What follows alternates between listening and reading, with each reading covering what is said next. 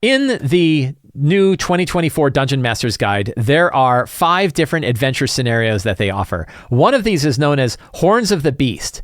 And Horns of the Beast has the following hook. An unassuming human merchant named Melicus, secretly a chaotic evil fiend cultist devoted to Ayus, hires the characters to escort him on an expedition to find an ancient temple lost in the jungle. He offers to pay them 2,000 gold, blah, blah, blah, blah. And guess what? At the very end, he betrays you. He takes it for himself and he puts it on. Now you have to fight the NPC who gave you the job in the first place. This is, in my opinion, a terrible hook for an adventure. And it is a terrible hook for an adventure for a few reasons. And my number one thing I want you to walk away with is don't betray the characters. Just don't. You know, you say, oh, is it a valid way to do it? I mean, like, oh, it's done in books and movies all the time.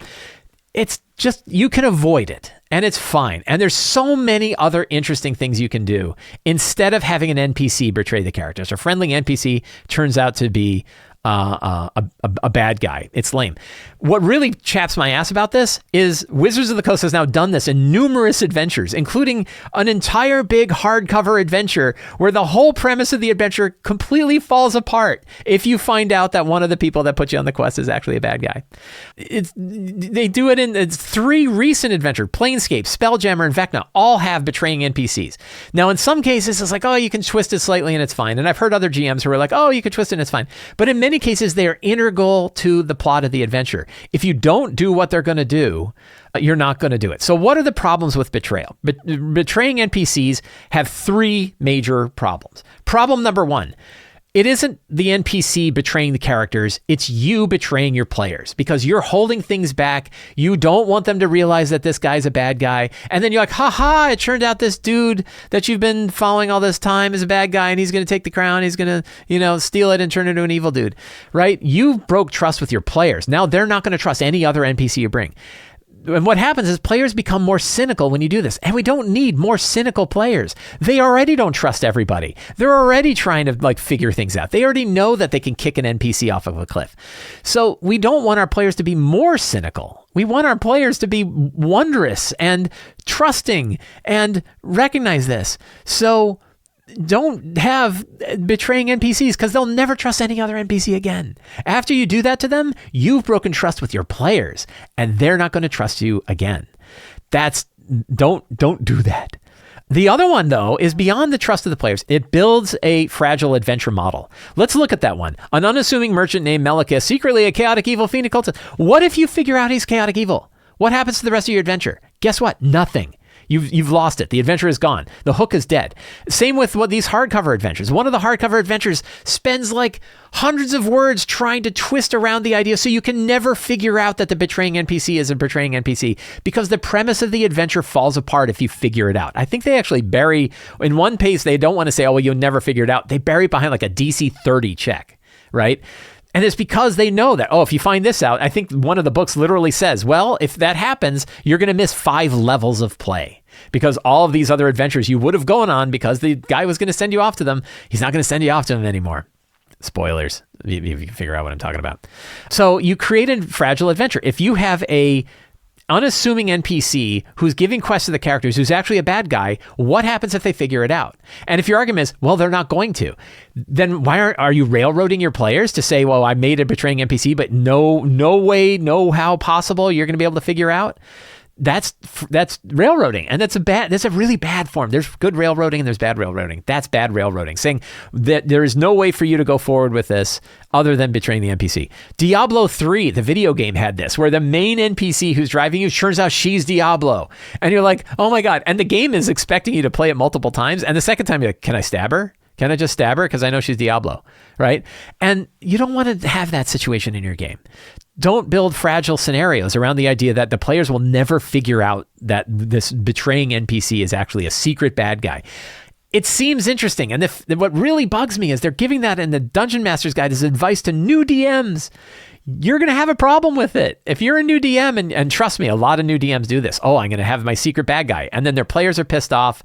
Or you're going to have one of two situations. Your players are, and they're really pissed off that they wasted all this time supporting a bad guy that they didn't have to support. Or 2, they're figuring out right away. And now you don't have any adventure because your whole adventure hinged on this one idea that they'd never figured out that there was a bad guy. Both big problems. So what can you do instead? Lots of things. There's lots of different approaches that you can take that are really interesting. Here's a good one. What if they know he's a bad guy? And what if they still are motivated to do the quest with him anyway? You know, an example I'll bring up is Al Swearingen in Deadwood. Everyone knows he's a murderer, right? And in fact, people come to me and says, what's your take on me? He goes, a murderer, right? And he's like, okay, that's fair, right? And so you know he's a bad guy, but you know that in order to move the thing in the right direction, you're still going to have to work with him. So sometimes it's really interesting to have to ally with a bad guy in order to fulfill a quest, because the only way that you're really going to move the thing in the right direction is to ally with that villain. Do you expect them to betray you? No, because you're already hinged. You're already ready to know, like, I cannot trust this person because I know they're a villain, but they're still giving me things that I need and they're still giving me useful stuff. They're guarded, but there's no secret. There's no hinge. And they could still say, well, I'm not going to work with this guy. That's okay because they already know it's a villain. It can work out.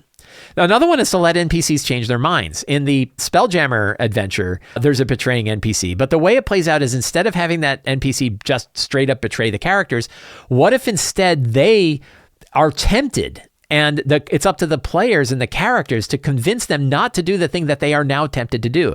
They had never had any intention of putting the crown on, but now that it's in front of them, there's so much power. And what if they could use that power for good? What if there was a way, right? This is Boromir in the Ring. Not evil Sauron turns out to be, Samwise Gamgee is actually Sauron, right? So there's other ways to approach it where temptation comes to the NPCs and it's up to the players to help them with it. That works better.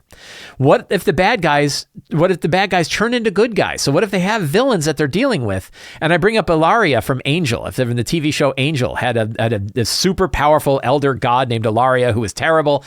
And then she kind of realized, like, I don't really have anything anymore. And like, what am I supposed to do? And has sort of like, and changes, right? And becomes one of the allies and still an elder god, still doing elder god stuff. But now like the behavior changes. Again, you look at like Swearingen, right? Like, and he never becomes a good guy, but he definitely aims in good directions because of directions that he goes. So, and I love the last line in Ilaria. Would you like to lie to me now? Made me cry when I saw that. So Angel is a really good show. Yeah, and that's an element from fiction that you can take and go with, which is the idea of like complicated characters who sway between good and evil, who do things that are bad and good, who have flaws in one direction or the other. Far more interesting than the secret bad guy who's going to betray the players. So here's 10 alternative hooks that you can replace that other hook with. 1, the good guy gets possessed when he's in proximity of the MacGuffin. So he was a good guy all along, but when he shows up, he is taken over and now the players have to deal with him. You're working against a parallel group of evildoers. So you're doing all the good guy stuff, but there's another group that you know is out there who's doing the evil side of it instead of the one dude who's inside your group. The guy is just a normal guy who wants to get rid of an evil artifact before anyone else does. So why does he have to be bad at all? He could just be a good guy that goes along with you and he does what he says. It's still a very interesting adventure. The fact that he's a bad guy doesn't matter.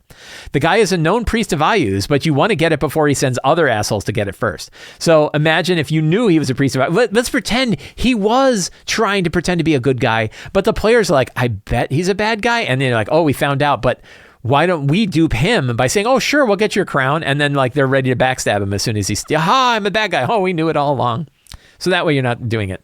You're actually working undercover for an Ayuz priest, but as an agent of another good or some other good shady god.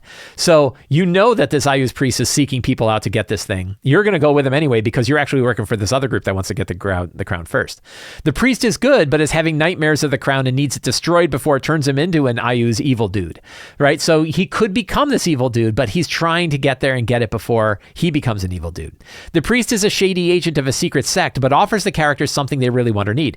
Again, they know he's a bad guy. They know he's part of a secret sect, but he has information or he has something else. And they're like, we have to get this crown to him. And then they have the fun question of, do we give him the crown? We said we would, and we need this thing, but giving this evil guy the crown could be trouble for us later. Far more interesting scenario than, hey, it turns out the guy betrayed you.